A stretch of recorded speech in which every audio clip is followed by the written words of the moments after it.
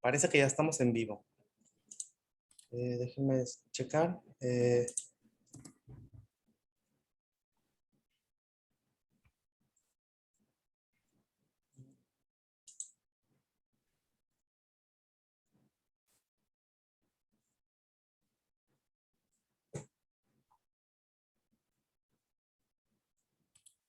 Listo, estamos en vivo. Podemos arrancar. Adelante.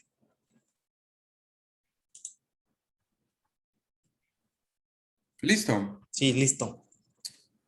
Ok, pues muy buenos días a todas y a todos. Estamos por iniciar la cuarta mesa, si no me equivoco, mesa número 4, titulada Medios Digitales y Tecnopolítica, que forma parte del eje temático Comunicación, Medios y Redes Sociodigitales, la cual a su vez está, pues, como saben, quienes han estado siguiendo la transmisión, dentro del marco del cuarto seminario permanente de análisis electoral, Alternancias Políticas y Democracia 2021, organizado por el Colegio de Estudios Políticos y Electorales de Sinaloa.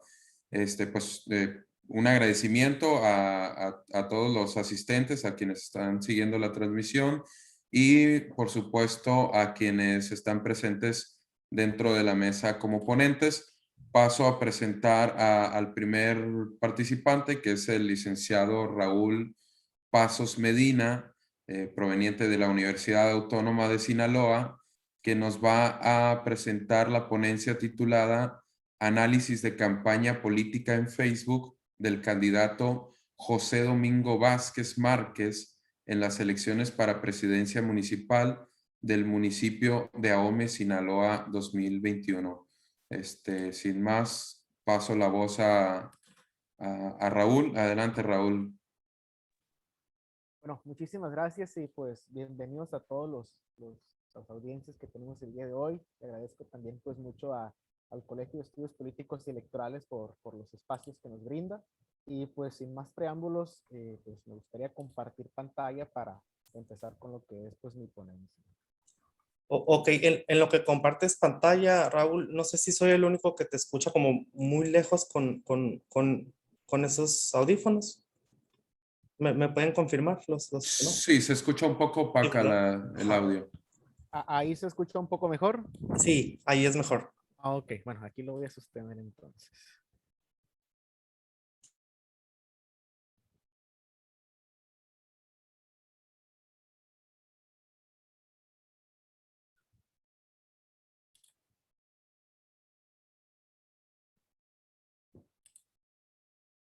Bueno, ahí estoy compartiendo pantalla, no sé si les aparezca. Sí, ya se ven. Sí. Ok, perfecto. Bueno, pues primeramente, pues como ya se mencionó el tema, es un análisis de la campaña política del candidato José Domingo Vázquez Márquez en las elecciones de la presidencia municipal del municipio aquí de Ahome, Sinaloa. Este es un pequeño análisis donde vamos a abordar dos temas principales. El tema pues es ver cuáles son las nuevas actualizaciones dentro de Facebook, qué tipo de alcances y qué tipo de estrategias utilizan a su vez pues los políticos dentro de las campañas electorales. La metodología que estoy usando en este trabajo de investigación es una metodología mixta o cualicuante, como se le conoce comúnmente, en donde utilizo las diversas métricas que nos brindan las herramientas de Facebook para conocer pues cuál es el tipo de alcance que tienen los candidatos dentro de sus discursos, ver qué tipo de perfil son las personas que más apegados son a ellos y si las estrategias que utilizan dentro de las redes sociales pues son buenas o son malas, ¿no? Facebook tiene esta facilidad de brindarnos ese tipo de herramientas y pues es una de las cosas que voy a presentar. Y la otra pues es complementar esta información con los contextos y la opinión pública que pueda generar la ciudadanía acorde al contenido que suban los candidatos dentro de las redes sociales, ¿no? Los objetivos son dos. El objetivo número uno, pues, es medir el nivel de fuerza de Facebook en asuntos político-electorales. Es decir, ver qué tanta facilidad y qué tanto músculo puede hacer Facebook para que un candidato pueda posicionarse dentro de una contienda electoral. Y a su vez, pues, es también conocer cómo es que una figura política impacta dentro del ámbito electoral por medio de las redes sociales. Es decir, no solamente hacer campañas a tierra, sino también cómo utilizan estas plataformas para darse a conocer dentro de la ciudadanía o de los posibles electores, ¿no?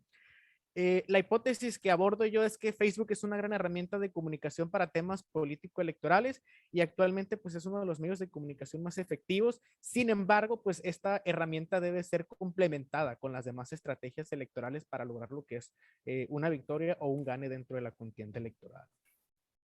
Ahora, una de las preguntas que me surgió al inicio de este trabajo de investigación es por qué analizar la campaña de Mingo Vázquez, ¿no? Si bien Mingo Vázquez pues es una persona que pues es muy conocida aquí en AOME, pues decidí aumentar un poquito más el por qué o las justificaciones de por qué tomarlo como sujeto de análisis dentro de este tipo de proyectos. Y el primer punto es que Mingo Vázquez es un candidato que nunca había participado en una elección como un candidato. Y esto me hizo, pues se me hizo muy interesante porque dentro de mi cultura política he visto que muchas personas no participan en procesos democráticos porque siempre argumenta que son los mismos candidatos. Entonces, ahora vi que hubo una figura nueva, entonces pues me pareció muy importante analizar cómo es que es su primera elección como candidato y cuáles son los papeles que desempeña. El segundo punto es porque Mingo pues es una figura pública contradictoria, es decir, no es una persona que se despertó un día haciendo activismo social o apoyando a la gente, sino que ya trae pues atrás un arrastre social. El tercero es porque pues el mayor ámbito en el que él apoya pues es el ámbito del deporte, es decir, ya tiene una estructura o un público muy, muy objetivo que lo ha estado respaldando durante años en todas las trayectorias sociales y políticas que él ha manejado. La cuarta es porque él se fue por un partido de poca relevancia aquí en el municipio, es decir, él se fue por el Partido del Trabajo y pues obviamente hemos visto que el Partido del Trabajo siempre se ha ido ligado a otros partidos más grandes y pues ahora que un candidato elija un partido con poca relevancia, pues sí también suele ser un objeto muy interesante de estudio. Y por último, pues el punto es que Mingo es un candidato con mucha aceptación por parte de la ciudadanía. Es decir, de que a pesar de que no obtuvo la victoria, pues obviamente la gente todavía lo sigue aceptando como un buen candidato, ¿no? Ahora, hablando un poquito de contexto para entender qué son las redes sociales, voy a entrar de lleno con lo que es la comunicación reticulada. Es decir, normalmente las personas entendemos las redes sociales como un espacio de conversación en donde yo me puedo conectar con alguien más para poder ver ciertos temas o ciertos puntos de interés. Sin embargo, con las redes sociales no solamente disponemos de la información que nos brinda un emisor. Es decir, si yo recibo información de un amigo sobre cierto tema y las redes sociales me brindan la facilidad de no solamente quedarme con esa información que mi amigo me dio, sino que también tengo otras fuentes de información adicionales en donde yo puedo retroalimentar o aumentar mi punto de vista con respecto al tema que se está hablando, ¿no? Y las redes sociales son eso, ¿no? Las redes sociales no solamente dan conexión, sino que también ayudan a compartir y recibir todo tipo de información a las personas y muchas veces las redes sociales son el primer punto de información que uno obtiene y lo refuerza, lo retroalimenta con el mundo físico, ¿no? Con los vecinos, con los amigos o con los familiares. Entonces, ese es un punto muy importante que tenemos que tocar, que las redes sociales son un medio de comunicación donde uno puede abordar muchos temas y puede retroalimentar, fortalecer o incluso hasta cambiar de opinión sobre ciertas posturas. Y pues otro punto también muy interesante es realmente cuál es el crecimiento de las redes sociales, ¿no? Ahorita nos damos cuenta que por esta pandemia pues hemos tenido un crecimiento normal en el mundo digital y pues buscando algunas estadísticas conseguí lograr sacar estos datos que es el número de usuarios que tienen las redes sociales. Y podemos ver aquí en la gráfica así de manera pues muy general de que Facebook es la red social más popular a nivel mundial con 2.740 millones de usuarios, ¿no? Es decir, la mayoría de las personas que tienen acceso a Internet son personas que por lo menos tienen una cuenta de Facebook y es el principal medio de comunicación que utilizan para informarse, para conectar con los conocidos o los allegados y sobre todo pues para compartir puntos de vista, ¿no? Y esto pues también es parte de la razón por cual elegí pues enfocarme específicamente en Facebook, ¿no? Por ser la red social más popular que existe. Ahora, entrando un poco más a detalle, ahora sí con respecto a lo del candidato, pues empiezo de lo más general, voy entrando ahorita un poquito más en datos más específicos, pero hablando de manera general para tener un panorama amplio de lo que es la campaña del candidato, podemos decir que la página que él tiene es una página que se llama Domingo Vázquez, para aquellas personas que lo deseen pues buscar ahí en Facebook y corroborar toda la información. Es una página que fue creada el 28 de septiembre del 2019, es decir, es una página pues más o menos de 3 años de creación. Y al inicio de la campaña electoral, porque son los datos que empecé a tomar de los periodos electorales, al inicio de la campaña electoral el candidato tenía un total de 15,000 seguidores, que eso fue a principios de abril. Y al finalizar lo que es la campaña, pues el candidato logró cerrar con 17,851 seguidores, ¿no? Es decir, aumentó casi 3,000 seguidores o personas fieles al proyecto que él estaba manejando con respecto a los activismos tanto sociales como políticos que él promocionaba. Ahora, dentro de la campaña electoral, el candidato tuvo 112 publicaciones, es decir, repartidas entre los 3 meses que fue abril, mayo y un poco de junio, y el promedio de publicaciones que él traía era de 3. La máxima que él tuvo de publicaciones al día era de 5 y la mínima que tuvo fue de 1. Cabe recalcar que el candidato no tuvo ningún día en el que no publicara algo, ¿no? Y en la gráfica de pastel, pues podemos ver cómo está distribuido la fuerza o la estrategia que él utilizó dentro de las campañas electorales. Es decir, la mayor apuesta que hizo el candidato registrada dentro de Facebook fue el día de mayo, ¿no? Fue el mes de mayo, perdón, que tuvo el 69%. Ya los demás fue un poco más moderado, pero el mes de mayo fue donde el candidato más le apostó a las redes sociales. Ahora, hablando vamos a hablar un poquito de lo que son de alcances, ¿no? Los alcances, para no entrar mucho en detalle, es el número de personas que realmente ven tu contenido y lo consumen, ¿no? Y haciendo los números correspondientes, podemos notar que el candidato dentro de su alcance tiene un activo público, un público activo, perdón, del 23% y un público pasivo del 77%. ¿A qué me refiero con esto? El alcance orgánico es principalmente aquellas personas que ya te siguen en tu página o que tienes agregados en tu perfil de Facebook y son las personas que realmente ven y consumen tu contenido, ¿no? Entonces aquí en la página del candidato, el candidato de los casi 18,000 seguidores que tiene, él tiene un público activo del 23%, es decir, son personas que comentan, que reaccionan, que comparten todo el contenido del candidato, mientras el otro 77% es más que nada un público que se dedica solamente a observar. Ahora, este número a veces puede parecer un poco bajo, ¿no? De que el 23% es casi un cuarto por ciento de la gente que te sigue, pero comparando estos números con los números promedio, nos damos cuenta que el promedio es del 5%, ¿no? Es decir, normalmente una página cuenta con un 5% de público activo, mientras que el candidato pues tiene un 23%, que es 4 veces más de lo que es el promedio. Es decir, tiene un muy buen arrastre, un muy buen músculo dentro de Facebook, principalmente pues del público activo. Ahora, brincando al otro lado, durante el alcance de pago son principalmente los anuncios. Es decir, los anuncios están enfocados en impactar y dar a conocer las propuestas y estrategias o discursos que los candidatos traen, pero que no son tus seguidores. Es decir, son personas que normalmente manejan Facebook y ven otro tipo de contenido, pero uno le puede pues mostrar el contenido por medio del alcance de pago, ¿no? Se le llama alcance de pago pues porque obviamente este es con retribución económica, ¿no? Ahí con Facebook pues uno puede hacer anuncios y es lo que hacen los candidatos políticos para llegar a nuevas personas y poder inducir en el electorado que todavía está indeciso. Ahora, viendo números rápidos, podemos decir que el candidato tuvo un total de 38 anuncios durante toda su campaña electoral. El presupuesto que él destinaba, el presupuesto mínimo fue de 100 pesos, el máximo fue de 6,000 pesos por anuncio. Y normalmente el candidato gastaba entre 500 y hasta 600 pesos por anuncio, ¿no? Todo esto nos da un total de que el candidato invirtió 31,806 pesos en Facebook, en puro Facebook, para dar a publicitar todas sus propuestas, sus anuncios y pues toda la información política que él estaba manejando. Hablando de impresiones, las impresiones es a cuántas personas logró aparecerles. Él logró aparecerles hasta un total de 851,240 veces. Es decir, obviamente esto es mucho más de la lista nominal, ¿no? De las personas que pueden votar. Sin embargo, para eso está lo que es la frecuencia, ¿no? La frecuencia es cuántas veces repitieron. Es decir, hubo personas que les apareció más de una vez el anuncio, dependiendo del tipo de perfilamiento que el candidato tenía, ¿no? Y de igual manera que el alcance de pago, el alcance de orgánico, perdón, pues la mayor fuerza del candidato dentro de las redes sociales pues fue durante el mes de mayo. Ahora, ¿cuál es el perfil de impactados o que el candidato pues logró alcanzar durante toda su campaña electoral? Pues tenemos estas gráficas aquí que están divididas tanto por género como por edades. y podemos darnos cuenta a simple vista que el público más afín del candidato son los hombres de 25 a 34 años con el 17%, ¿no? Y de ahí, pues, también le siguen lo que son las mujeres de 25 a 34 años con el 12%. Entonces, podemos decir que el candidato, las personas que son más afines a su perfil, a sus propuestas y a la campaña electoral que él hizo, pues son las personas que son más o menos de mediana edad, ¿no? Que son de 25 a 34 años.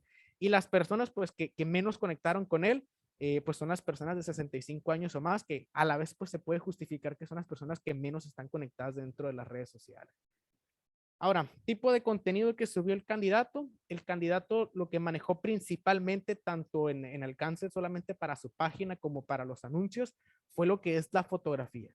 Es decir, él subía principalmente fotografías en los lugares en los que estaba, los lugares que visitaba, y pues esa fue la estrategia principal que él utilizó. Y en segundo plano, utilizó lo que son principalmente lo que son los videos, ¿no?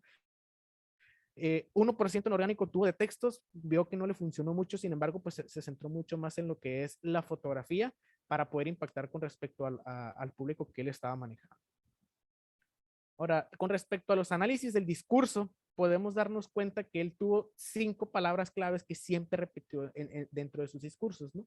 Estos discursos son los principales textos o encabezados que él ponía en cada publicación durante su campaña electoral, y podemos darnos cuenta que la palabra pues más repetida era AOME, y la segunda pues era gracias, ¿no? Ya la tercera es apoyo, vamos a ganar y recuperemos AOME. Es decir, esas son las 5 palabras que el candidato utilizó principalmente dentro de sus discursos. Hubo una carencia en esta parte de propuestas, hubo una carencia pues de tocar ciertos temas sensibles. Más que nada se dedicó a hacer una campaña más generalizada en donde pues donde buscaba que la gente pues se pusiera desde su lado, y pues obviamente tratar de enfatizar mucho en la palabra OME para decir que es un ámbito muy, muy, muy local. Ahora, con respecto a la parte cualitativa, se hicieron 3 focus group. Un focus group fue enfocado a la clase media baja, otro focus group fue enfocado solamente a la clase media, y el otro focus group fue enfocado a la clase media alta, ¿no? Dentro de estos focus group se hizo una comparación de los comentarios que ellos hacían junto con los tipos de reacciones que el candidato tuvo durante sus publicaciones, ¿no? Cabe recalcar que dentro del focus group las personas tuvieron una aceptación aproximadamente del 90% de la postulación del candidato, y 2 de las frases repetidas más positivas, tanto negativas, pues es de que el candidato es una persona que ya traía un activismo social antes, ya era una persona que ya estaba ayudando y que no había tenido una postulación, y eso le dio un muy buen punto a su favor. Y la otra pues es de que la gente se identificaba mucho con el tipo de proyecto que él estaba manejando durante la campaña electoral. Las opiniones negativas que él tuvo fue de que pues buscaba recompensarse por todo el activismo social que él hizo, es decir, el típico de que ya ahora te haces político pues porque quieres ganar y ya te quieres olvidar de la gente. Y la otra pues también es de que como era su primera campaña, pues nunca tuvo una experiencia previa como funcionario, pues, y eso hacía pues dudar sobre sus capacidades dentro del gobierno municipal, ¿no? Pero bueno, haciendo esta comparación, durante todas las publicaciones que el candidato subió, tuvo un 81% de me gustas, es decir, las publicaciones que él subía eran 81% me gusta, el 17% me encanta, y el resto pues eran de me asombra, me enoja, me divierte, ¿no? Entonces, esto quiere decir que el candidato tuvo un 98% de aceptaciones en sus publicaciones durante la campaña con respecto a todo el contenido que él estaba subiendo, ¿no? Entonces, ahora, ya para finalizar, es importante hacer una comparación de todo lo que nosotros analizamos dentro de las redes sociales con lo físico, ¿no? Porque dentro de las redes sociales, pues nos dimos cuenta de que el candidato es un candidato muy fuerte, muy aceptado y que traía muy buenos números, ¿no? Pero lo que nos dimos cuenta también en la realidad es que él no ganó. ¿Qué es lo que sucedió? Pues esos son estos puntos que tenemos aquí. El candidato, a pesar de que no ganó, logró un fuerte nivel de competitividad, ¿no? A diferencia de los demás contrincantes, la gente votó principalmente por él por su persona y no por el partido, ¿no? Porque a veces mucha gente vota principalmente por el partido, pero aquí nos dimos cuenta que el partido no tenía mucha relevancia, y le dio la victoria, pues principalmente la fuerza que él estaba manejando, ¿no? La segunda es que la gente no se molestó por haber elegido un partido de poca relevancia. El partido que el candidato hubiera elegido, pues obviamente es donde estaba apoyándolo. Eso habla muy bien de la lealtad de sus seguidores. Hay factores externos a Internet y de las redes sociales que siguen siendo un contrapeso en la seguridad.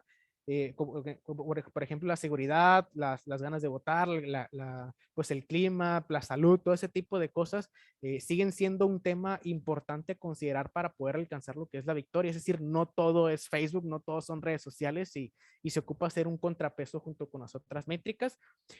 También nos dimos cuenta de que Facebook ofrece una difusión efectiva con grandes datos estadísticos, es decir, cualquier candidato que quiera impactar a un gran número de personas puede hacerlo y puede obtener mucha retroalimentación de cuál es el tipo de perfil que necesita pues mantener dentro de sus seguidores.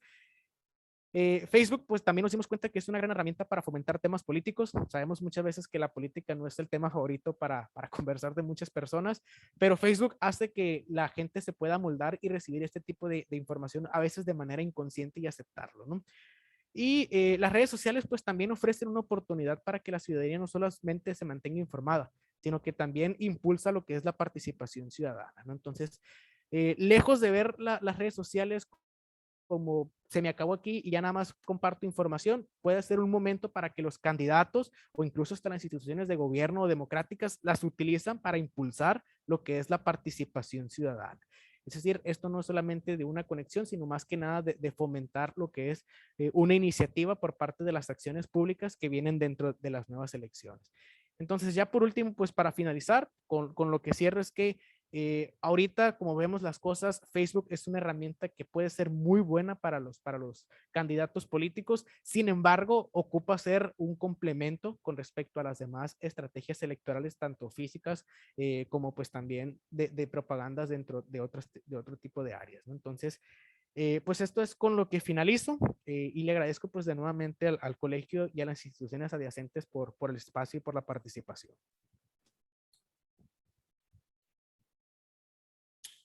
Muchas gracias, Raúl, por la presentación. No sé, doctor, si sea conveniente pasar a la siguiente ponencia y dejar la ronda de preguntas al final. Sí, yo creo que sí.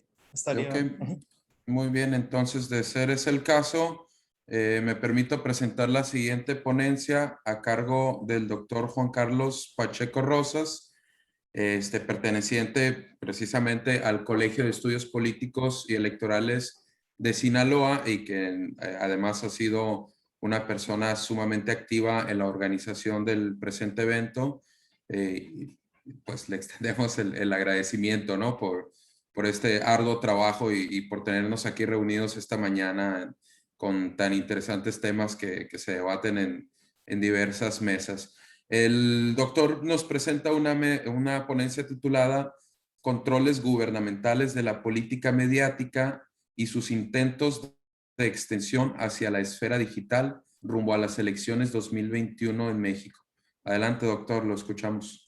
Perfecto, muchas gracias, doctor Palazuelos. Sí, sí, solamente quisiera hacer un disclaimer anticipado. Si en algún momento hay mucho ruido ambiental, háganmelo saber. Hay una construcción aquí a un lado que me ha estado dando mucha molestia toda la mañana, pero solamente por la parte de la molestia. Bueno, comparto pantalla. Como bien comentaba el doctor hace unos momentos, en esta ocasión venimos a platicar un poco acerca de un tema que vale la pena decir, está en construcción, está en etapa de desarrollo. Hoy venimos a platicar un poco sobre el avance que hemos tenido, porque obedece a la extensión de un trabajo que hemos venido realizando desde la parte de los medios de comunicación masiva y que poco a poco hemos visto cómo tiene algunas cabidas en la parte de los medios digitales. Y lo que vamos a hacer esta mañana es platicar un poco acerca de los hallazgos que se han encontrado, quizás todavía en un nivel crudo, no tanto en la dimensión del análisis, pero sí al menos en su etapa de observaciones, para poder irnos dando una idea de lo que se trata. En términos generales, en cuestiones de controles gubernamentales de la política mediática en los últimos 5 años. Bueno, nada más confírmenme si se ve mi pantalla porque yo la tengo congelada. Sí, se ve. Perfecto, bien, gracias. Es que yo aquí no la veía. En los últimos 5 años hemos venido trabajando una investigación acerca de cómo se ha venido controlando a través de mecanismos a la prensa, ¿no? Es decir, a los medios de comunicación en nuestro país. Y es una investigación que se ha analizado desde los inicios del régimen priista en 1929 con la llegada del entonces Partido Nacional Revolucionario, y que evidentemente ha venido creciendo y creciendo y creciendo hasta llegar al culmine de ese régimen en el año 2000, aunque muchos de estos mecanismos quedaron vigentes, ¿no?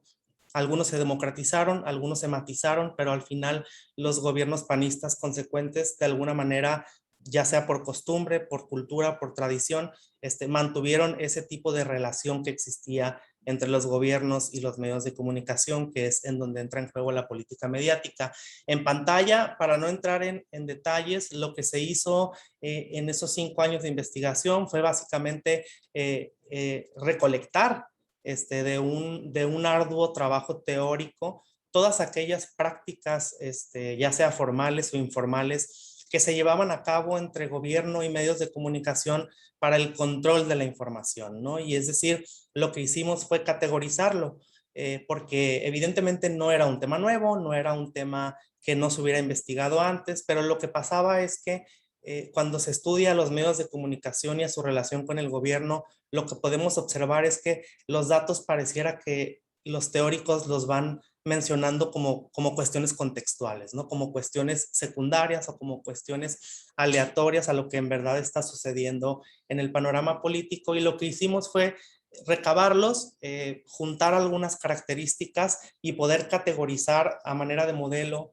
una serie de mecanismos de control de la prensa en nuestro país desde 1929 hasta alrededor del 2011-2012, que fue en donde el panorama de Internet comenzó a matizar ya sin la intervención gubernamental este tipo de mecanismos, ¿no? Ustedes podrán ver a manera de ejemplo en pantalla, pues los tipos de mecanismos, ¿no? Los tipos de prácticas que se llevaban a cabo, desde el control de los insumos, como lo era el papel periódico que se vendía exclusivamente a través del Estado, la información privilegiada que era únicamente manejada por las élites políticas, y ellos decidían a quienes o a quienes no poderles dar alguna información o alguna exclusiva, los medios de comunicación que eran propiedad del Estado, había mecanismos para distribuir ciertos periódicos y para censurar algunos otros, había colocación. Ustedes todavía hoy en día pueden ir a las tiendas de autoservicio con la prensa escrita y darse cuenta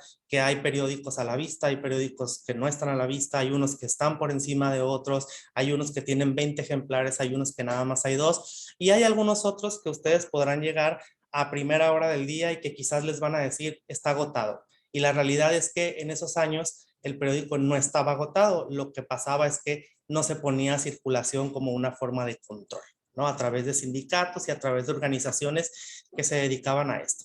Entonces la idea en ese entonces de mostrar este panorama de controles de la información era más que nada poderlos observar a través de un modelo, ¿no? Poder observar a través de prácticas más estilizadas y más conceptualizadas, porque a lo largo de la investigación teórica nos dimos cuenta de por lo menos algunas 100 prácticas que se daban, pero también nos dábamos cuenta que no eran nombradas, no eran tituladas, era simple y sencillamente la anécdota que los estudiosos o las estudiosas iban contando. Entonces el resultado fue este modelo, y entonces una vez que esta investigación concluye, empezamos a continuar con la parte del esquema político y comunicativo del país, y nos damos cuenta que en efecto esto empezaba a de alguna manera transmedializarse, ¿no? Por decirlo de alguna manera, por 2 factores. El primero, el desarrollo que estaban teniendo las nuevas tecnologías de la información y la comunicación, evidentemente a principios de siglo, pero que a la vida política de nuestro país llegaron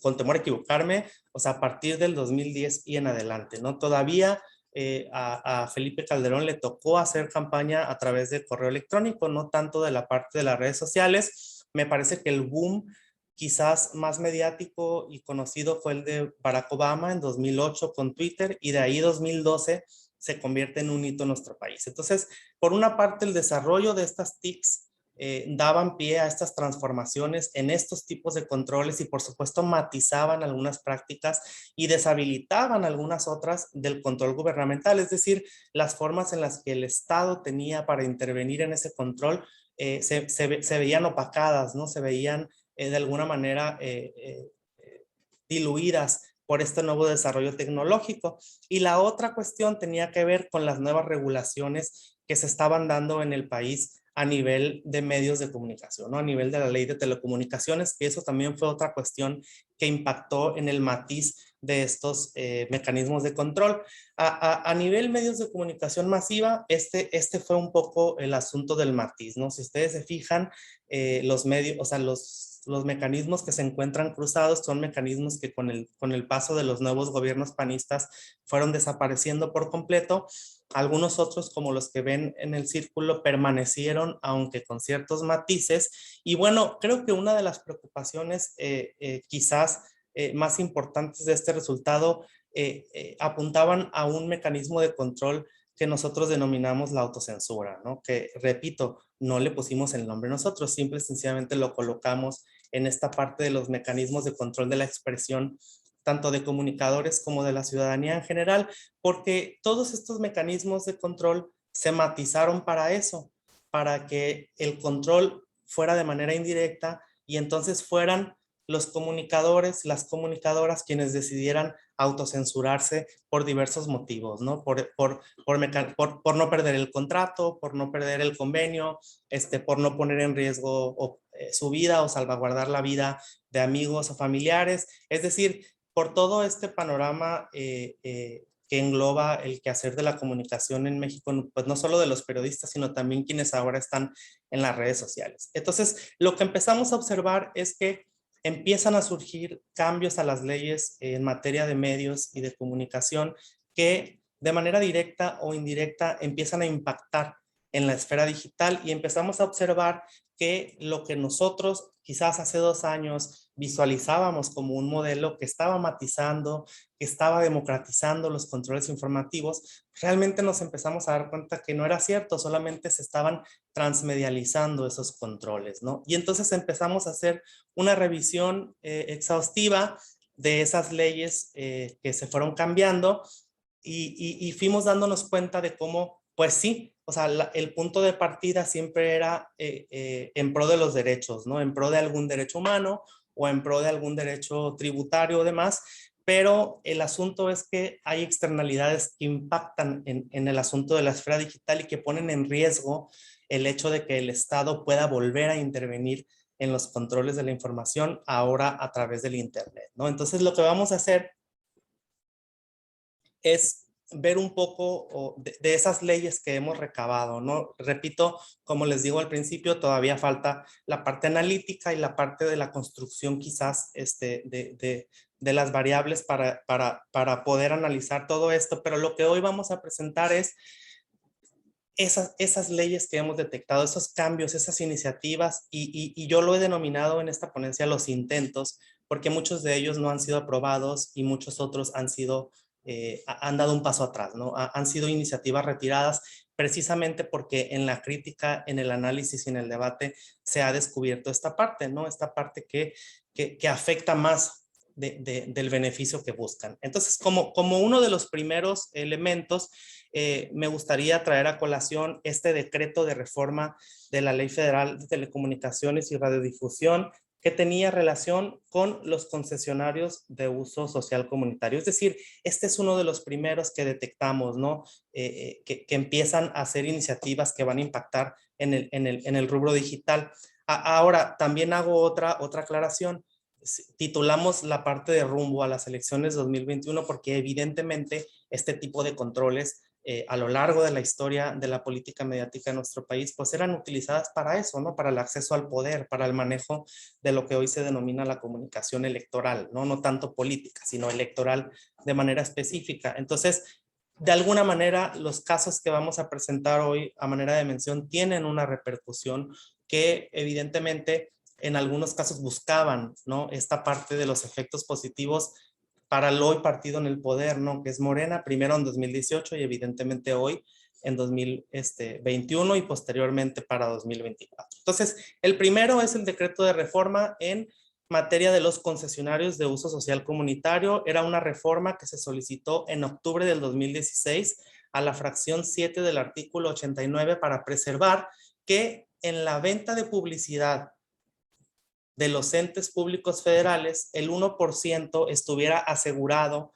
para que se contratara este tipo de publicidad oficial a las concesiones de uso social comunitaria o indígena, mejor o cotidianamente conocidas en el mundo de la comunicación como las radios comunitarias, ¿no? Y entonces esta era una cuestión que buscaba beneficiar a un rubro quizás desprotegido en materia de modelo de negocios de medios, lo cual era positivo. Sin embargo, la reforma también solicitaba adherir a ese artículo la facultad para que el IFT pudiera empadronar a estos concesionarios y tuviera la facultad directamente hacia los poderes públicos, es decir, dependencias, oficinas, direcciones, gobiernos, ayuntamientos, etcétera, para que ellos eligieran a quién de esas radios comunitarias les iban a contratar.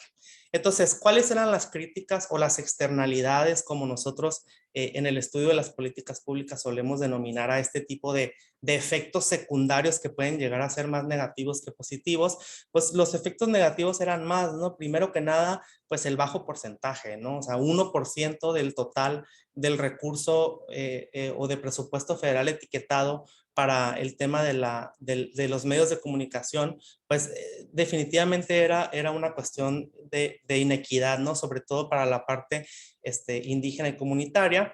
La otra crítica es que ya existía un padrón, ¿no? Es decir, ya existía un ente público encargado de empadronar a las radios comunitarias y este asunto de querer que el IFT lo hiciera tan solo era darle la facultad para que pudiera hacerlo de manera discrecional como normalmente se dan este tipo de cursos, ¿no?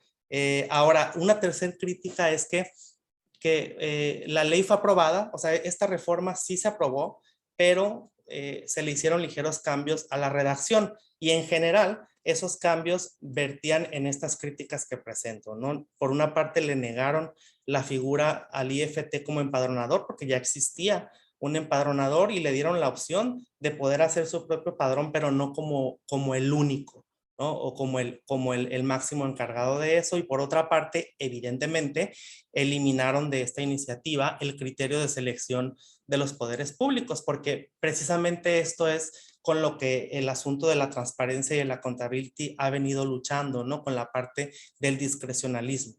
Entonces, este es el primer caso. Ahora, el segundo caso que encontramos es un dictamen de reforma a esta misma ley federal de telecomunicaciones y radiodifusión, esta vez basado en el derecho a las audiencias, ¿no? En febrero de 2017, es decir, unos meses después de lo que acabamos de revisar con las radios comunitarias, se propone un decreto para derogar la fracción 3 del artículo 256 de la Ley Federal de Telecomunicaciones y Radiodifusión, la cual estaba obligando a que las personas tenían que distinguir entre lo que era información y lo que era una opinión personal expresada en cualquiera de los medios que pudiera utilizar para comunicarse o para expresar cualquier tipo de información a la ciudadanía.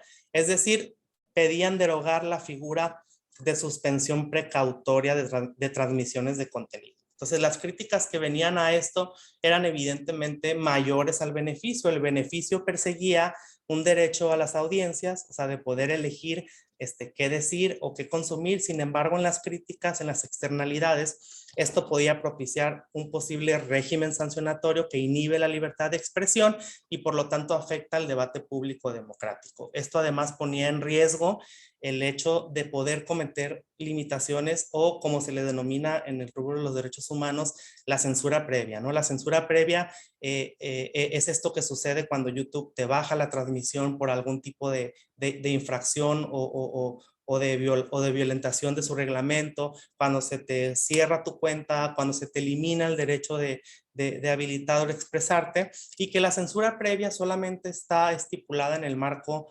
interamericano de los derechos humanos en cuestiones que tienen que ver con derechos de las niñas, niños y adolescentes en materia de contenido sexual, ¿no? Ese es el único caso que se permite como limitación previa. Entonces, evidentemente, era una iniciativa que iba a resultar más inhibidora, o sea, y más censuradora que beneficiosa para las audiencias. Es decir, las audiencias se iban a ver más afectadas. Evidentemente, hubo pronunciamientos de distintos organismos, tanto a nivel nacional como internacional, y por lo tanto el sustentante solicitó que no fuera contemplada este dictamen. Ahora, el tercero, que si bien no fue un dictamen como tal, fue un acato a lo estipulado en materia de limitación de la libertad de expresión en cuanto a lo que se refiere al lenguaje que incita a la violencia o la discriminación. Si bien esto existe desde 1985 en el artículo 19 y 20 de la Convención Americana de Derechos Humanos, al cual México se encuentra adscrito, esto, yo no sé si ustedes recordarán que tomó fuerza a partir más o menos de 2017, cuando las redes sociales como Facebook, Twitter y YouTube tomaron la decisión de comenzar a acatar esta regulación de los derechos humanos y empezar a censurar, que a mí no me gusta usar esa palabra porque todavía está en debate, pero quizás sea para poder aclarar un poco la idea. Empezaron a inhibir palabras, a eliminar publicaciones, y todo esto lo hicieron a través de algoritmos y de sistemas robotizados. Creo que hoy la discusión está muy latente, ¿no? Con los anuncios que a muchos nos ha tocado ser víctimas. Si no me equivoco, creo que al doctor Isaac ya le tocó en algún momento, ahorita nos compartirá.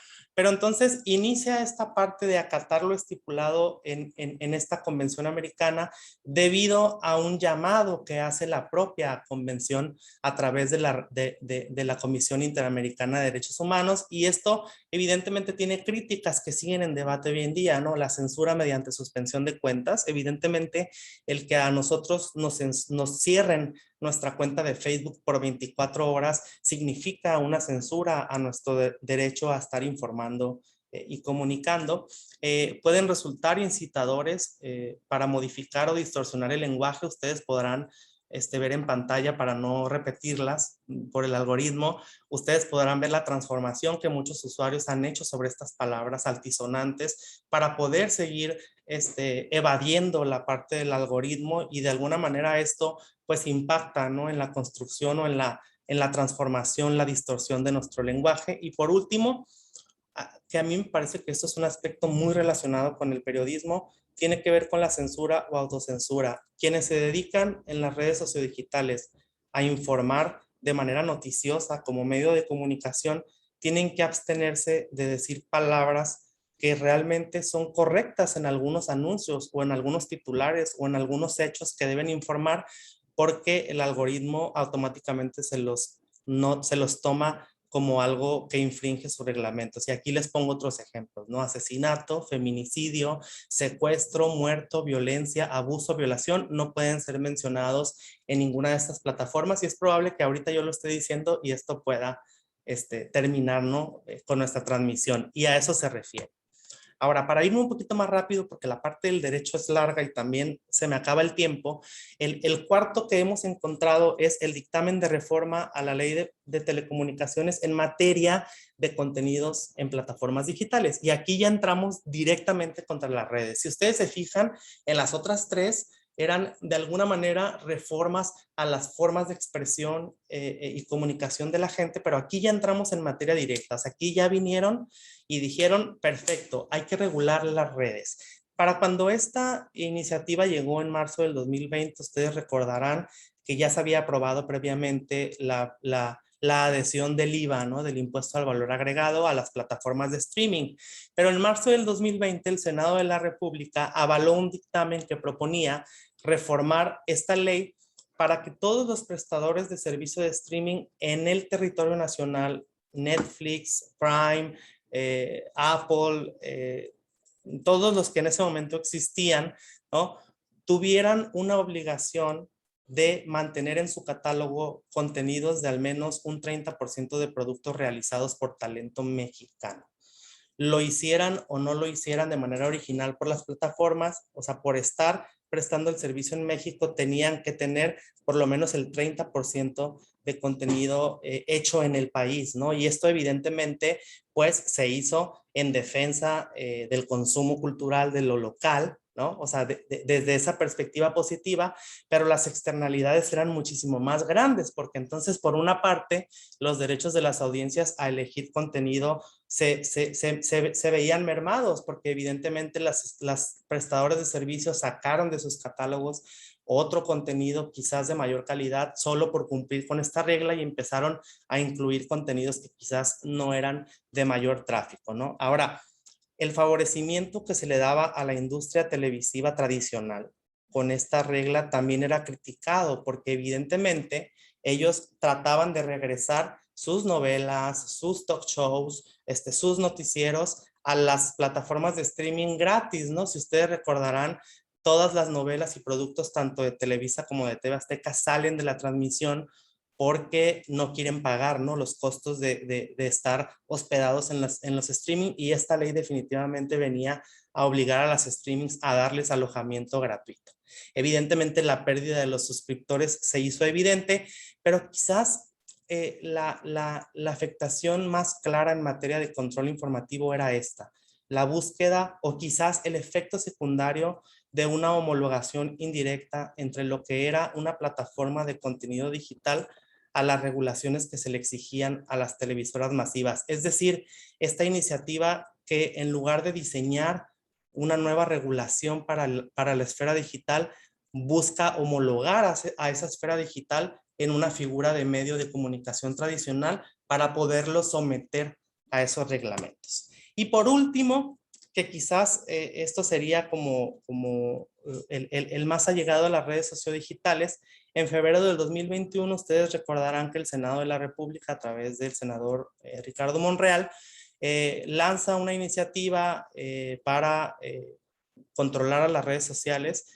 basado en los derechos de preservar la libertad de expresión en Internet, pero pues volvemos a lo mismo, las externalidades eran mayores, ¿no? El intento de convertir a las redes en una figura igual o semejante a los medios se volvía a presentar en el discurso de esta iniciativa. Incluso el propio senador, aunque no lo escribe literalmente, en medios de comunicación socializaba que el Internet en México se transmitía a través de una fibra óptica pagada por el Estado y que eso era equivalente al espectro electromagnético, por lo tanto Internet era propiedad del Estado. Entonces era una cuestión también como de controlar ya no nada más el contenido de Internet, sino ahora también la infraestructura por la que se daba, ¿no? Ahora, la insistencia de volver a poner al IFT como el árbitro de la discusión, y evidentemente las críticas fueron tan grandes que el senador no solo no presentó la iniciativa al Senado, sino que incluso la borró de su lista de iniciativas en su página principal. Entonces, para concluir, me parece que hay en esta revisión que hasta ahorita hemos encontrado, si ustedes se darán cuenta, creo que falta agregar la reforma en cuestiones de telefonía móvil sobre la parte del espionaje, y faltan algunas otras, ¿no? Pero creo que, a ver, espérenme. Lana, ven. Perdón. Creo que en esta revisión hay tres constantes que me parecen riesgos latentes para volver a ese esquema de control gubernamental de los medios. Uno es, o sea, la firme intención de querer convertir al IFT en el gran árbitro de la limitación y de la regulación de la expresión en el espacio digital, como lo han venido haciendo con los medios de comunicación, dejando de lado pues la naturaleza misma de las redes sociodigitales, ¿no? Que no fueron creadas como medios de comunicación, sino realmente fueron creadas con otro fin, y la parte de la comunicación ha sido uno de los usos secundarios. Ahora, la territorialización de las normas también me parece que es una de las grandes aferraciones de estas iniciativas, ¿no? Porque estamos hablando de emporios de redes sociales que funcionan a nivel global. Y entonces este tipo de iniciativas lo único que hacen es marcarle a Facebook, por ejemplo, o a Twitter o a Instagram, pues el hecho de que tenga que crear una forma de funcionamiento en cada uno de los estados, naciones, ¿no? Eso también es algo complicado y algo a lo que yo me he atrevido a nombrar en las últimas participaciones como la desglobalización de las redes, ¿no? Es decir, localizarlas de nuevo en el territorio nacional. Y por último, los argumentos a favor de la libertad de expresión, que evidentemente en las externalidades significan más atropellos a la misma que defensas. Y entonces, a manera de finalización, este es el esquema que se visualiza. Si ustedes se dan cuenta, los controles no solo no se han ido, sino que se han ido transmedializando, siguen presentes y hay muchos riesgos de que estas iniciativas se sigan presentando por parte del actual gobierno, porque la mayor parte de esas iniciativas fueron presentadas por los que hoy están en el gobierno. Entonces, le seguimos dando atención, seguimiento y bueno, eso sería todo. No, perdón si me excedí. Muchísimas gracias. Muchas gracias, doctor, por su presentación. Este es sin duda un tema súper interesante, ¿no? Particularmente me llama mucho la atención este último concepto de desglobalizar las redes y su vínculo que puede tener con otras categorías como la de la soberanía de datos, ¿no? Entonces, sí, mucho que hablar al respecto. Creo que andamos un poco cortos de tiempo, así es que voy a proceder a dar inicio a mi participación. Yo estoy adscrito a la Universidad Autónoma de Baja California como parte de la Facultad de Ciencias Administrativas y Sociales y vengo a presentarles esta mañana, tarde para quienes nos siguen ya en el centro del país, una ponencia titulada Medios digitales entre la mimetización de la violencia y la ficción como repertorio de expresión tecnopolítica. Voy a dividir mi presentación o posterior a una breve introducción, voy a dividir la presentación en 3 puntos que iré explicando detalladamente. Esta investigación deviene, bueno, más bien es una reflexión que deviene de varias investigaciones que he trabajado desde el 2010 más o menos, en donde le he dado seguimiento a los últimos procesos electorales en México y algunos otros acontecimientos que tienen que ver con la participación política y el activismo contemporáneo mediático. Si bien centro un poco mi atención en las redes, no me caso del todo con ellas. Creo que centrar del todo la atención en esta dimensión constituye un error epistemológico porque supone una desarticulación con la ecología mediática en donde evidentemente están involucradas otras situaciones que tienen que ver particularmente con el uso de otros medios y por supuesto con la interacción que se da a nivel, como lo llaman, físico, ¿no? Que también esto supone como una especie de debate y reflexión y que es precisamente donde radica la participación que traigo para ustedes esta mañana, ¿no? Entonces, inicio, voy a dar lectura, si me permiten, a la ponencia. En las últimas 3 décadas, la literatura académica en torno a los fenómenos sociales vinculados con el uso de Internet ha incrementado en distintos ritmos, atravesando por diferentes perspectivas en las que el paralelismo entre realidad material o física y realidad virtual parece tener una persistencia inacabable. En la segunda década del siglo XXI, los estudios de comunicación se reposicionaron en el campo de la investigación sobre la cultura digital al replantear el problema como un fenómeno comunicativo. De esta manera, se reintegraron distintas tradiciones de la disciplina, como el enfoque de ecologías mediáticas, el cual permite superar con facilidad dicha dicotomía al pensar los dispositivos tecnológicos como organismos o entidades interdependientes que comparten un mismo entorno o medio físico. Esto hace posible entender tecnologías de comunicación, en particular Internet, no como una realidad virtual paralela, sino a partir de su participación en la configuración de la ecología cultural. La acelerada y forzosa digitalización de los procesos sociales provocada por la pandemia del COVID-19 es el clímax de un complejo proceso de transformación comunicativa que se ha venido gestando desde varias décadas atrás y con mayor vehemencia desde la erosión de Internet. En este contexto, el mencionado paralelismo, virtual, real, etcétera, parece tener lugar nuevamente en las reflexiones de los estudiosos de la cultura digital.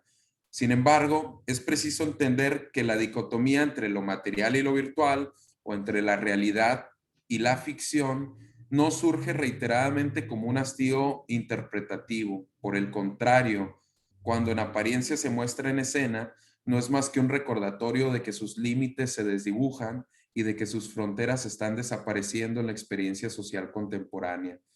Desde el surgimiento de la prensa, pasando por el auge de la radio, la televisión, el Internet y sus derivados más recientes como la Web 2.0, las narrativas mediáticas han definido de manera progresiva la participación de los sujetos y los colectivos en la vida pública. Cada vez más la experiencia se define como una narrativa mediática. Los contenidos audiovisuales cumplen una doble función. A la vez que son representaciones sociales, constituyen materiales simbólicos a partir de los cuales se construye la identidad. La hipermediatización reitera el valor ontológico del lenguaje. Mediante imágenes, sonidos y palabras, consagra la expresión simbólica como fundamento de la constitución del yo. La masificación de los medios digitales implica que cada vez más hay más personas participando de la producción de narrativas mediáticas. A diferencia de los antecedentes más próximos, como el de la televisión, el cine y la radio, en donde solo grupos reducidos o especializados participaban en las producciones de contenidos audiovisuales.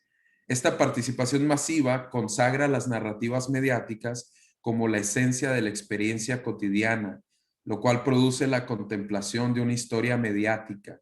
El imaginario colectivo, las identidades y las representaciones sociales se apropian de los formatos audiovisuales del cine y la televisión. El sujeto es un personaje inserto en una ecología mediática en la que, al estilo de las películas del director de cine Alejandro González Iñárritu, la complejidad se hace presente y las narrativas individuales que en apariencia permanecían desconectadas se suman a una metanarrativa de trayectorias, vidas y objetos que se ensamblan dando sentido empírico a lo que Latour describe como teoría del actor red. La metáfora del teatro planteada por Goffman es hoy por hoy la metáfora del cine y la televisión. El backstage se ha convertido en un detrás de cámaras, de la misma manera que los escenarios se transforman en encuadres editados con filtros, cortes y transiciones. El público es multisituado, no siempre asiste en tiempo real.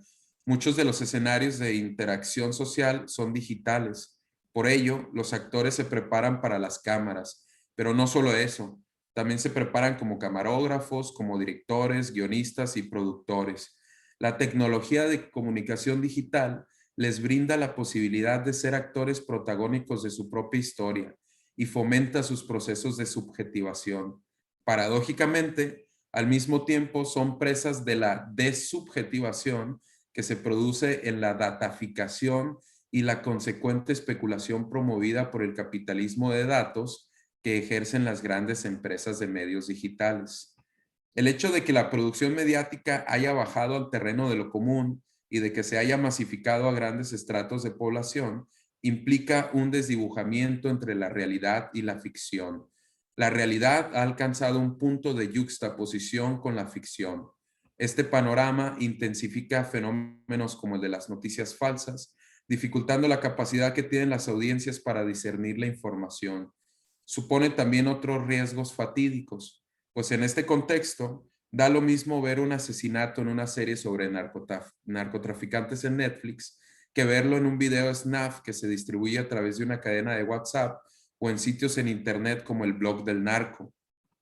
Simultáneamente, los actores políticos son cada vez más personificados de manera mediática en situaciones que degradan la racionalidad política y la propia capacidad de diseñar propuestas que den solución a las problemáticas sociales. Al mismo tiempo, el desdibujamiento de la frontera entre ficción y realidad permite también la erosión de superhéroes que salen a las calles a luchar en contra de la maldad del mundo. Este juego imaginativo promueve un compromiso de reinvención social.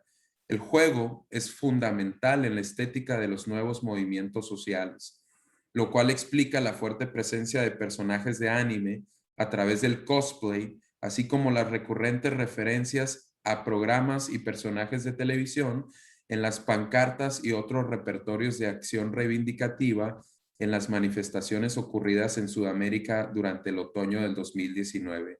Asistimos entonces a la mimetización de la violencia y la ficción como repertorio reivindicativo.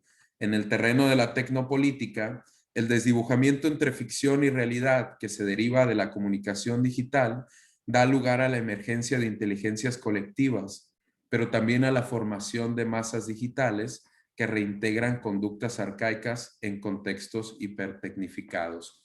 Como paso ahora a explicar lo que entiendo por mimetización de la violencia. La mayoría de los estudios sociales que interpretan fenómenos de violencia vinculados con el uso de redes sociodigitales buscan ir más allá de los propios contenidos que se difunden en estos espacios para analizar las características puntuales de la interacción digital y sus particularidades en el ejercicio de la violencia. De esta manera, los estudios más recurrentes plantean temas de acoso escolar como ciberbullying y de violencia de género, centrándose en las principales formas mediante las cuales se ejerce el poder en relaciones socioafectivas y en contextos escolares a través del uso y apropiación de los medios sociales. Con medios sociales me refiero al social media, ¿no? Que es como la traducción literaria. En los estudiosos de la violencia digital parece imponerse un interés por las acciones particulares de los usuarios en sus interacciones interpersonales. Sin embargo, es importante no pasar por alto el hecho de que la violencia en redes sociodigitales no solo se ejerce, sino que también se consume. A diferencia de los consumos naturalizados de violencia ficción promovida desde el cine y la televisión, en la violencia que se consume en estos nuevos medios, existe una mayor participación de productores audiovisuales no hegemónicos, cuya creación de contenidos no constituye formalmente un montaje, sino que son actos reales que se perpetran en escenarios específicos que son documentados en fotografía y video. Podría pensarse que tales materiales audiovisuales se producen por el simple hecho de que se cuenta con la herramienta para hacerlo, como un celular o una tablet. Pero la verdad es que se realizan porque este mismo ejercicio de documentación audiovisual forma parte de las dinámicas y las experiencias sociales contemporáneas. Por ejemplo, algunas de las formas particulares del ciberbullying se centran en la producción audiovisual al grabar peleas escolares o elaborar memes con fotografías de los estudiantes acosados. En el caso de los grupos criminales asociados con el narcotráfico, generalmente sus videos sirven como mensaje de amenaza para otros grupos contrarios. Simultáneamente, entre los usuarios de redes que no tienen vínculos directos con el crimen organizado, incrementa el gusto por el consumo del gore no ficción, es decir, de los videos snuff. Esto se debe al incremento de la empatía hacia la narcocultura, así como la creciente producción audiovisual no hegemónica que la promociona a través de canales de YouTube y Facebook. Antes de que la gran mayoría de medios informativos den a conocer algún acontecimiento violento bajo el viejo esquema de censura al que están sometidos, por ejemplo, un tiroteo entre fuerzas de seguridad pública contra sicarios o grupos criminales, los propios usuarios de redes tienen acceso a materiales explícitos de los hechos. Debido a que en estos archivos de video y fotografía es posible ver mucho más allá de lo que se proyecta en los medios tradicionales, la documentación audiovisual de la violencia fuera de los espacios legítimos de noticias replantea los límites entre lo público y lo privado. Tales materiales audiovisuales fomentan fetiches gore y crecen de manera inmensurable debido a los cifrados de plataformas como WhatsApp, ya que vuelven casi imposible establecer un rastreo y control de su distribución, lo cual también supone un problema metodológico para construir un bosquejo cuantitativo del fenómeno. Más allá de la importante necesidad de este dato ausente, mediante una aproximación de etnografía digital, es posible indagar en la existencia del fenómeno e identificar diversos ritmos de crecimiento, dentro de los cuales se podrían incluso establecer categorías y géneros de consumo. La integración de las masas en los procedimientos de documentación audiovisual diversifica el consumo de diferentes géneros narrativos elaborados previo a la emergencia de redes sociodigitales. De esta manera, los consumidores de comedia, por ejemplo, empiezan a variar su consumo en formatos emergentes en los que aparecen nuevos protagonistas, bloggers y youtubers. Lo mismo sucede con otros géneros como el documental y la aventura. Pero para quienes gustan del consumo de la violencia y el gore, el espectro de posibilidades también se amplía. Pasa del refractario ofrecido por el cine o la televisión para acercarse a nuevas producciones explícitas que rebasan todo montaje al ofrecer al espectador situaciones reales de violencia. La cultura de los videos violentos y de producciones snuff no es nueva ni tampoco es exclusiva de los medios sociodigitales, aunque la comunicación digital sí ha incrementado enormemente su producción y consumo al facilitar ambos procesos. El incremento de dichas creaciones profundiza el nivel de inmersión de los consumidores, a la vez que genera una nueva forma de producción y consumo de las narrativas mediáticas violentas. La ficción gore, presentada por directores de cine como James Wan, se integra a un complejo ecosistema de realización de materiales audiovisuales en el que tienen lugar producciones snuff de autores anónimos. La violencia se mimetiza. Tanto las nuevas producciones autónomas como las cinematográficas fungen como representaciones sociales de un mundo violento. La historia de Walter White en la serie de Breaking Bad y la de Félix Gallardo en la serie de Narcos México establecen un vínculo con las audiencias porque son un ejemplo de la experiencia de muchos grupos e individuos, constituyen un reflejo de la realidad contemporánea. La ecología de medios está plagada por la violencia, pasando por las series de narcotráfico en Netflix, los canales de noticias en televisión, hasta llegar a la producción autónoma de videos caseros. La violencia significa nuestra historia, nuestra política, es nuestra ontología. Sus montajes televisivos y cinematográficos son una sacralización representativa de nuestra experiencia. La masificación de los medios de producción audiovisual alienta el deseo de participación de esa representación mediática. La violencia es ficción cuando viene del cine o la televisión y se convierte en documentación cuando viene de cámaras de celulares que capturan escenas reales. En ambos casos, es tanto representación social como elemento simbólico de construcción de identidad e interpretación de la realidad. Anclada a la mimetización entre ficción y realidad, la violencia audiovisual cumple la doble función de representar y de construir. Los ejemplos empíricos de la violencia mediatizada son innumerables. No se reducen a los grupos del crimen organizado que tienden a documentar sus atentados. Tiene también diferentes expresiones como el linchamiento público, el maltrato animal y las peleas callejeras. Tales realidades son una muestra empírica que contradice el desarrollo y la apropiación de dispositivos de comunicación digital en nombre del progreso. No niegan la existencia de procesos favorables que alimentan cambios sociales positivos, pero sí desmitifican la idea de que el desarrollo tecnológico está directamente vinculado con un proceso evolutivo de la cultura. Tampoco es algo nuevo. Muchos otros aparatos tecnológicos en la historia, particularmente los instrumentos militares, evidencian que la creación tecnológica no produce de manera causal el desarrollo social. La tecnología es un oxímoron. En ella persiste siempre una dimensión arcaica. Los más sofisticados razonamientos se han empleado en la creación de armas de destrucción masiva y han figurado en los peores desastres de la historia. Los medios tecnológicos de comunicación no son la excepción. En múltiples ocasiones son espacios que albergan conductas violentas y otras formas de lo que yo he denominado arcaísmo digital. El fenómeno no se reduce a la documentación autónoma de arcaísmos y violencias que se suman al catálogo de materiales audiovisuales disponibles para su consumo.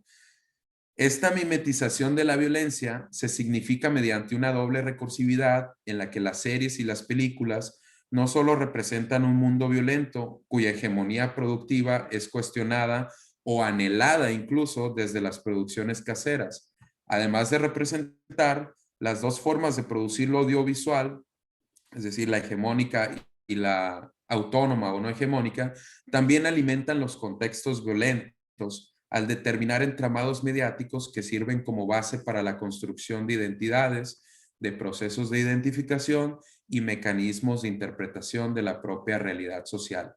Por ejemplo, durante el proceso electoral federal mexicano en 2018, se registraron 774 agresiones a diversos candidatos y otros actores políticos involucrados en las campañas, de los cuales 152 fueron asesinados. La capacidad de asimilación de este gran número de atentados y de asesinatos a políticos se fortaleció gracias al auge de la serie de Game of Thrones, cuyas dos últimas temporadas fueron lanzadas previo y posterior al mencionado periodo electoral. Dicha serie de televisión facilitó el proceso de mimetización de la violencia política con la ficción mediática, ayudando a naturalizar los atentados y asesinatos acontecidos durante las campañas electorales.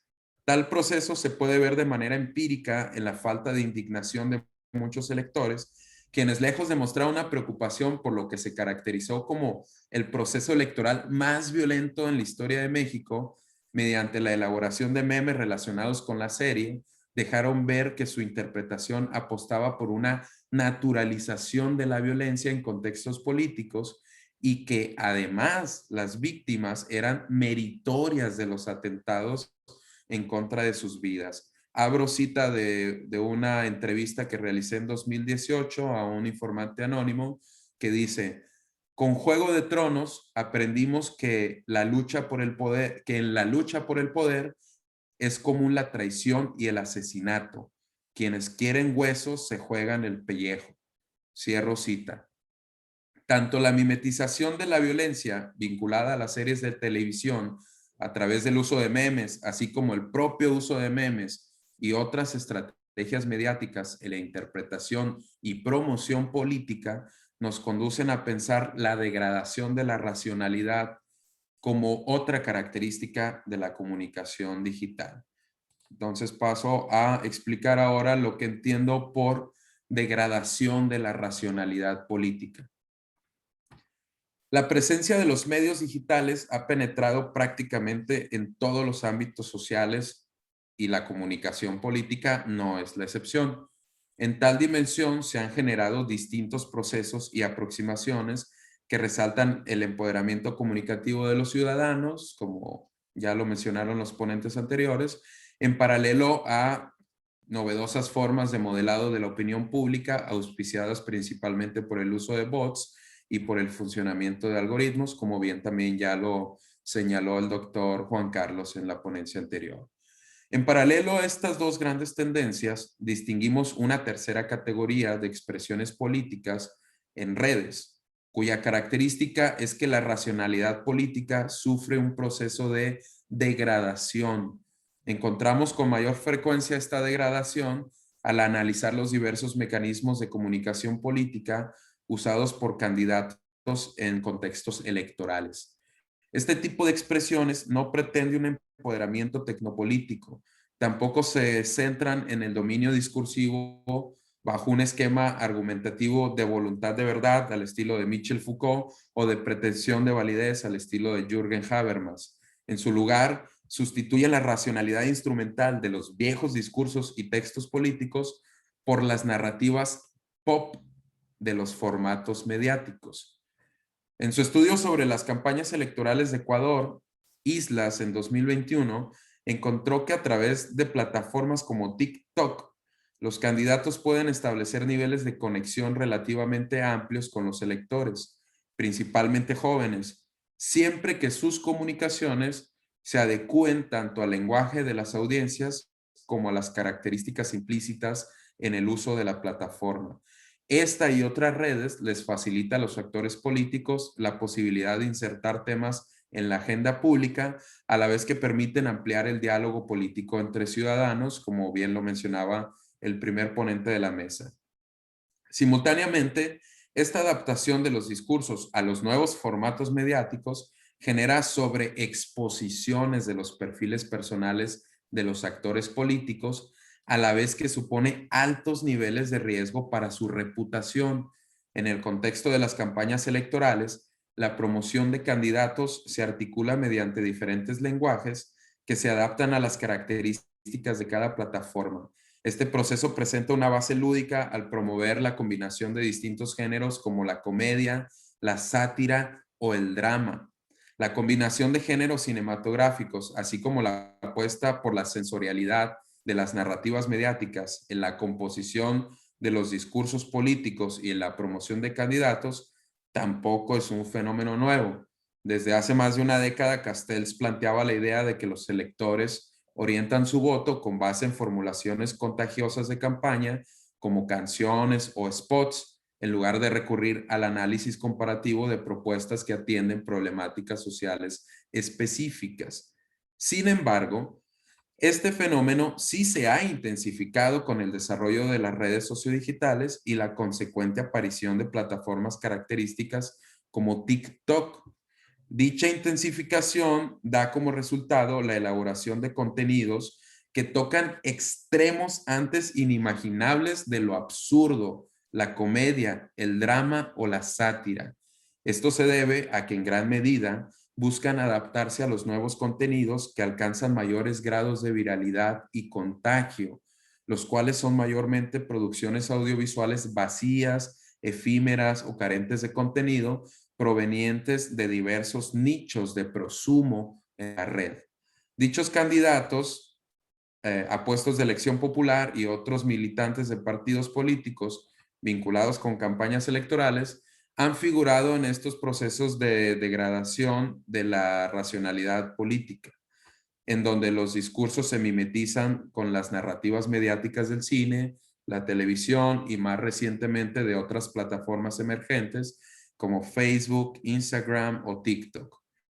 Por ejemplo, durante el proceso electoral del 2021, el que acabamos de pasar en México, se verbalizaron discursos poco ortodoxos protagonizados por figuras emblemáticas de los medios, como el caso de Rocío Pino, quien pasó de ser una influencer de la plataforma OnlyFans a ser candidata a diputada federal, cuyo lema de campaña fue el hashtag Chichis para Todas, y que mediante distintos videos en los que mostraba su cuerpo desnudo, promovió la propuesta de que la aplicación de implantes de senos para mujeres se incluyera como parte de los cuadros básicos del sector salud. En uno de sus spots, la candidata señaló, abro cita, sé que hacer campaña desnudándome no es nada político, pero ahorita lo que menos necesitamos es ser políticos. Prefiero enseñar mi cuerpo desnudo a poner mi cara de político. Cierro cita. Fueron varios los casos que tuvieron lugar en este mismo proceso electoral, como el de la candidatura del luchador El Tinieblas por una alcaldía municipal, quien durante su campaña y sus participaciones en los debates políticos se presentó en todo momento con su máscara de luchador sin mostrar su rostro. Otro ejemplo emblemático fue el del actor de telenovelas Alfredo Adame, quien compitió por una diputación y que durante su campaña se hizo viral en redes tras agredir verbalmente a un ciudadano, repitiendo este mismo acto de violencia verbal como una estrategia poco ortodoxa de popularidad mediática. Los ejemplos en el contexto mexicano son numerosos. Mucho antes del último proceso electoral, diversos actores de cine y televisión, así como deportistas, han ocupado cargos públicos y figurado en la política.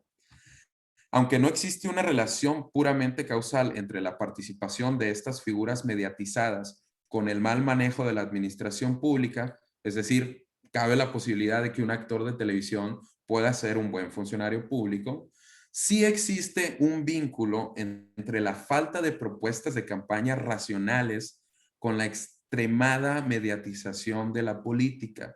La degradación de la racionalidad discursiva es el punto cumbre de la política mediática, en donde la frontera entre ficción y realidad se desdibuja. La hipermediatización en el terreno de la política favorece el desborde de expresiones subjetivas y emociones que ahogan diversas formas de racionalidad discursiva. Paradójicamente, es a través de este exceso de subjetividad, o más bien de irracionalidad, que se promueven tanto el aniquilamiento del individualismo moral, el comunitarismo y de los procesos de subjetivación ciudadana. No buscamos promover la racionalidad instrumental a partir de un principio utilitarista.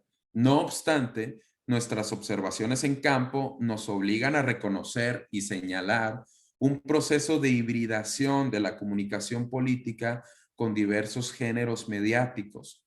De esta manera, apreciamos que la racionalidad discursiva sufre degradaciones y trastornos en los que los actores políticos se convierten en personajes ficticios que mediante el baile, el chiste o la bobería sacralizan lo absurdo como punto de encuentro comunicativo con los ciudadanos.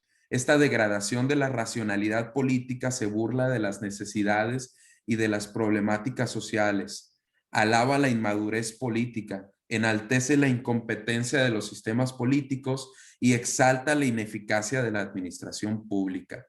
Por otra parte, nuestra postura no busca tampoco promover un fatalismo. No nos posicionamos desde retóricas apocalípticas. Estamos conscientes de que en el horizonte de toda narrativa ficción, los cyborgs experimentan distintas transformaciones morales que los humanizan. Nuestro trabajo empírico nos permite reconocer que en este contexto de hipermediatización de la política, no solamente se modela la opinión pública ni se reducen los espectros interpretativos de la realidad social. Los memes, así como otras narrativas propias de las redes sociodigitales, del cine o la televisión, cumplen dobles funciones. Al tiempo que condicionan la interpretación política mediante unidades mínimas de sentido, que bien pueden enmarcar los posicionamientos políticos de los usuarios de medios, detrás de estas unidades puede haber también hipersugerencias críticas de una realidad que se desmorona. Después de todo, gran parte de los estudios sobre tecnopolítica se han centrado en el empoderamiento ciudadano y sus manifestaciones reivindicativas que se gestan a partir de la apropiación de redes sociodigitales. Las narrativas mediáticas contemporáneas, como los memes, los reels, los TikToks, las infografías, los remakes en video o imagen, poseen de manera indiscutible capacidades críticas y propositivas. Su participación en el proceso de desdibujamiento entre la ficción y la realidad abre nuevas posibilidades a la transformación social con base en narrativas simuladas. Esta yuxtaposición permite generar nuevas visiones que recurren a las representaciones ficticias como elementos simbólicos a partir de los cuales se construyen identidades transgresoras e interpretaciones críticas de la realidad. Por un lado, el desdibujamiento entre ficción y realidad da lugar a la degradación de la racionalidad discursiva, por otro, a la formación de nuevos repertorios de reivindicación tecnopolítica. Cierro con el último apartado rápidamente porque creo que tenemos ya el tiempo encima, en donde explico cómo la ficción puede constituirse como un repertorio de acción tecnopolítica. De acuerdo con Minuchin y Martí, los repertorios de acción colectiva en el contexto latinoamericano atraviesan un proceso de actualización e innovación en respuesta a un deterioro de las representaciones políticas que se deriva de la articulación entre capital y desarrollo urbano. Para estos autores, los nuevos repertorios emergen en un contexto vertebrado por la mercantilización y prefiguran novedosas formas de apropiación del espacio público.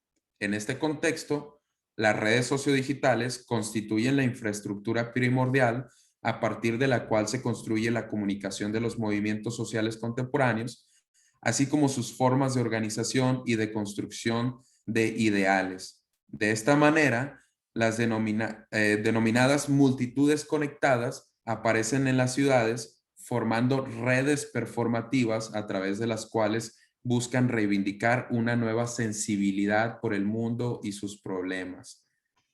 Ante la mimetización de la violencia o la degradación de la racionalidad política, la sensibilidad erosiona como el mito a partir del cual se fortalecen los valores reivindicativos, se establecen formas de sentir moralmente, se potencian las emociones ante la belleza y la compasión. Incluso en la propia representación cinematográfica de la violencia, la sensibilidad que pretende provocar en las audiencias juega una parte importante de su composición narrativa y técnica.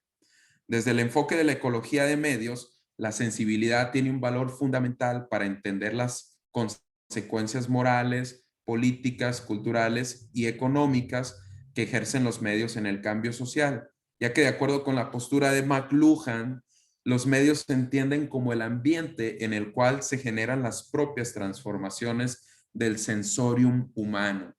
Como prolongación de las facultades humanas, los medios forman parte de la suma de percepciones a través de las cuales se experimentan, interpretan y se transforman los ambientes mediante una forma técnica.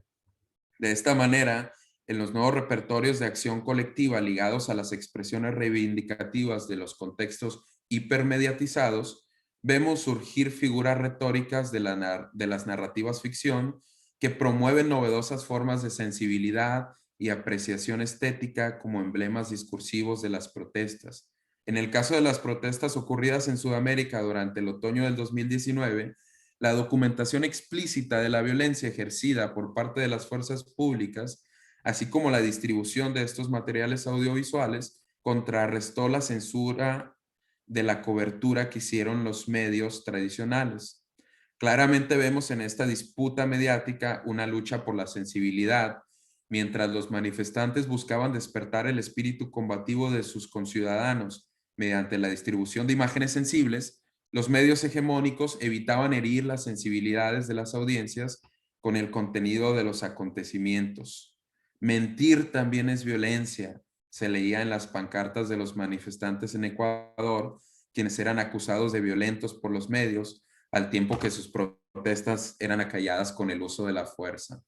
Esta disputa por la documentación y representación audiovisual entre los distintos niveles de violencia ocurridos en las manifestaciones ciudadanas, así como por la información de las causas políticas, sociales y económicas que originan la protesta, son una de las características más evidentes del activismo contemporáneo mediático.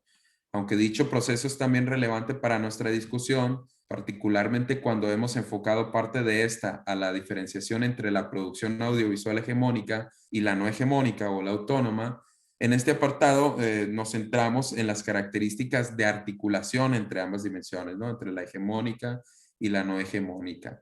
Consideramos que a partir de dicha articulación se construyen las narrativas ficción que figuran como repertorio sensible e imaginativo de reivindicación mediante las producciones audiovisuales remake. Gran parte de las expresiones simbólicas, así como de los rituales de comunicación que se construyen en torno al activismo contemporáneo, se despliegan con gran fuerza en el punto de encuentro que proponen los remakes entre la producción audiovisual hegemónica y la autónoma. En la primera dimensión destaca la producción cinematográfica mayormente, aunque también figuran las series de televisión y, por supuesto, la propia agenda de la comunicación política en medios de noticias. Mientras que en la segunda dimensión sobresalen los videos editados, los memes y otras crecientes actividades performativas como el cosplay. Los rituales de comunicación en el activismo mediático tienen como base una suerte de sensibilidad compartida que promueve encuentros comunes entre la población agraviada por distintos malestares sociales. Estas inconformidades se expresan mediante diferentes simbolismos mediáticos que forman parte del imaginario colectivo de los manifestantes.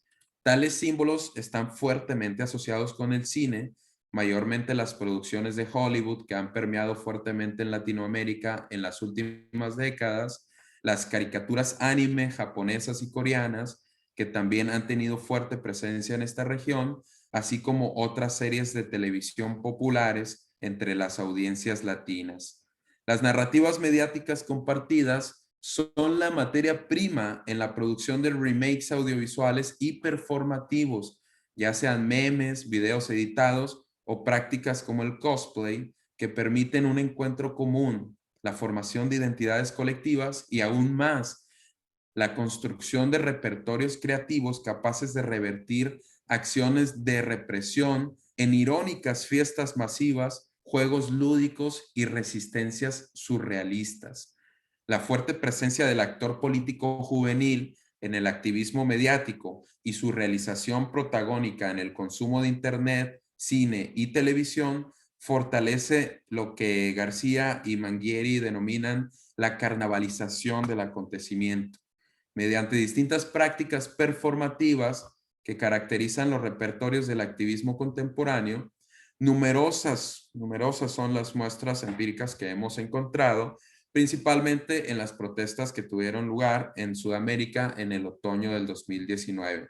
Por ejemplo, el uso de pancartas y cosplay de Tanjiro Kamado, protagonista de la serie de anime Kimetsuo no Yaiba o Guardianes de la Noche, cuyo rol en la historia del manga es devolverle la humanidad a su hermana, quien se ha convertido en un demonio tras un ataque que sufrió su familia de parte de Musan Kibutsuji, el rey de los demonios. Tanjiro Kamado es un adolescente de características andróginas y de naturaleza cariñosa, aunque simultáneamente es un luchador fuerte y aguerrido. Su caracterización se funda en la sensibilidad combativa y su objetivo es la humanización. Estos valores resultan esenciales en la identidad colectiva de los jóvenes manifestantes, así como en los ideales de su lucha. En las manifestaciones chilenas de este otoño latinoamericano tuvo también una fuerte presencia la historia de Naruto al presentar al presidente Sebastián Piñera como un Hokage y a los miembros de su gabinete como shinobis. Según el anime, estos son los títulos políticos de quienes gobiernan.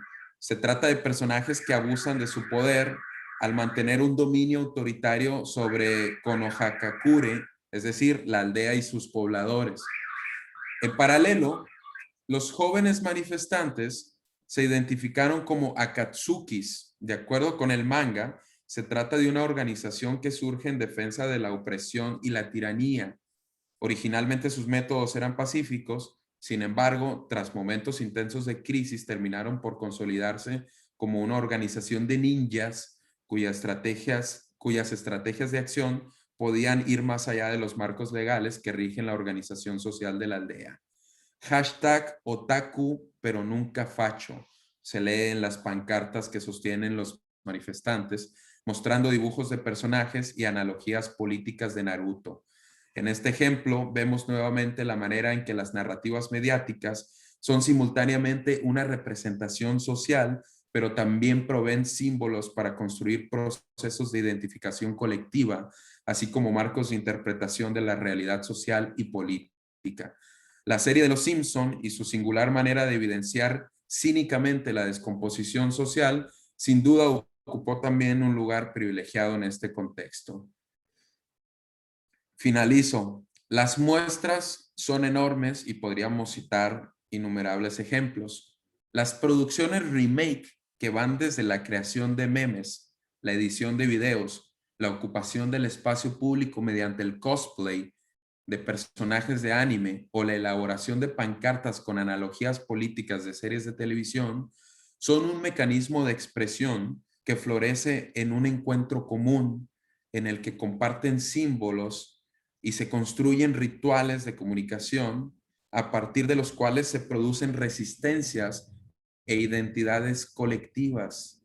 Estas referencias mediáticas proveen un marco axiológico basado en la sensibilidad, la justicia, la solidaridad lúdica, la denuncia de la descomposición social, así como su consecuente transformación. Ancladas al desdibujamiento entre ficción y realidad, proyectan nuevos horizontes posibles. Muchas gracias.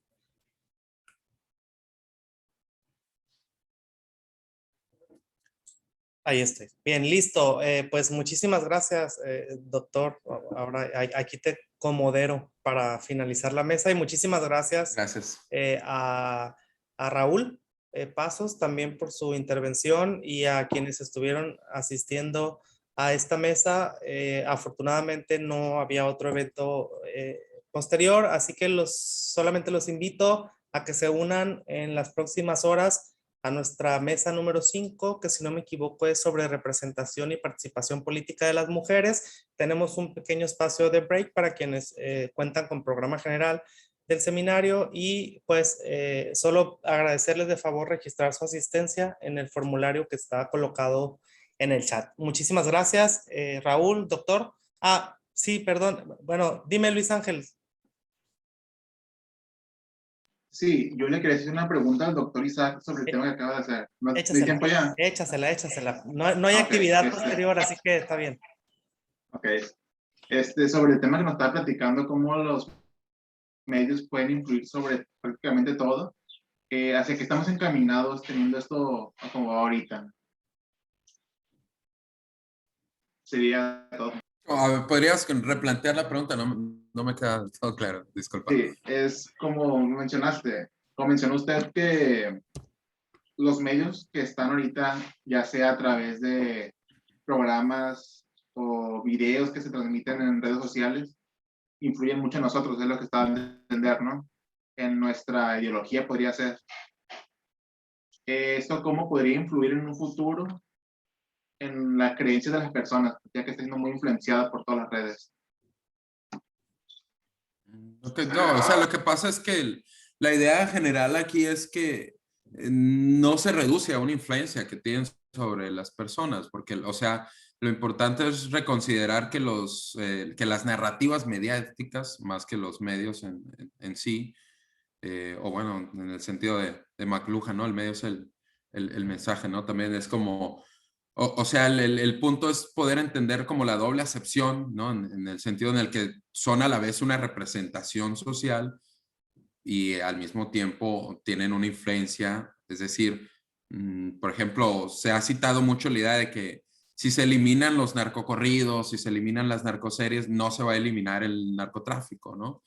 Pues evidentemente no se va a eliminar porque las narcoseries y los narcocorridos son una representación audiovisual, una representación social, gráfica de esa realidad.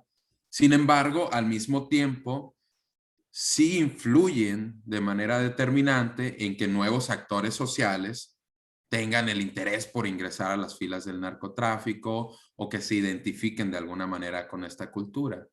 Entonces, no se erradicaría completamente la existencia del narcotráfico, pero sí es importante reconocer que tiene una doble acepción, o sea, al mismo tiempo de que es una representación de esa realidad, retroalimenta esa realidad y da como nuevos símbolos y nuevos elementos de identificación para nuevos actores, nuevos sujetos que empiezan a identificarse con ese tipo de realidades, ¿no? Bueno, el caso es muy ejemplar, el del narcotráfico, pero puede ser múltiples otras situaciones, ¿no? Otras realidades, aparte del narcotráfico, ¿no? Muchas gracias. Ya más. Gracias a ti, Luis Ángel, y una disculpa al resto, ¿no? Por no haber abierto a preguntas y respuestas. Era por la premura que nos estaba empujando, pero bueno, si alguien tiene algo que comentar o preguntar, pues bueno, aquí estamos. Ok, entonces pues muchísimas gracias. Estamos pendientes con los próximos eventos. Que tengan bonita tarde y bonito break para el lunch. Hasta luego. Gracias, Igualmente, hasta luego. ustedes. Buen provecho.